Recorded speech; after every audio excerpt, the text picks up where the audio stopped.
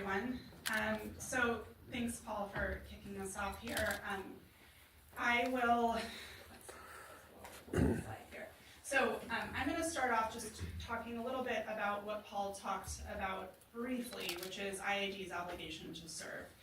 One thing that we talk about when we're talking about electric utilities is something called the regulatory compact. And the regulatory compact is something that all utilities, whether they are investor-owned, municipal, irrigation districts, we all have to abide by something called the regulatory compact. And that is a trade-off that we make with our governments, pretty much, to allow us to operate regulated monopolies, and in return, we provide service to anyone within our designated utility territory. So that is where we're starting from here. IID has an obligation to serve anyone that comes into their designated service territory at reasonable rates and within a time frame that they deem appropriate.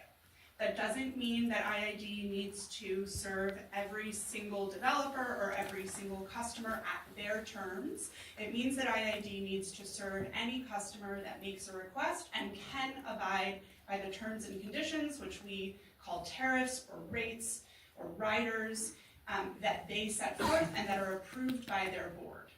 So that's just the foundational level here, and that goes back to the idea that IID is not the siting, zoning, or planning authority when it comes to any type of development, whether that be residential or any type of industrial commercial development. They simply take in those customers once they have bought their parcel of land or they are trying to develop some type of project, and then they evaluate based on the power needs of those customers. So that's just our level set, right? That's where we are today.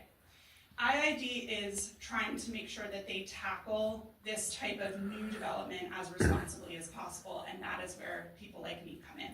So my name is Ali Kozlow. I am a regulatory policy and data center consultant. I hail from the Phoenix area. I have worked with electric utilities for the better part of the last 15 years. And I now help mostly municipal utilities try to tackle this challenge that is large load growth. This is not just an IID problem. This is not just a California problem. This is something that utilities are grappling with across the nation. And you all have the benefit of the fact that IID is not nearly the first to do this. So they have lots of things that they can learn from.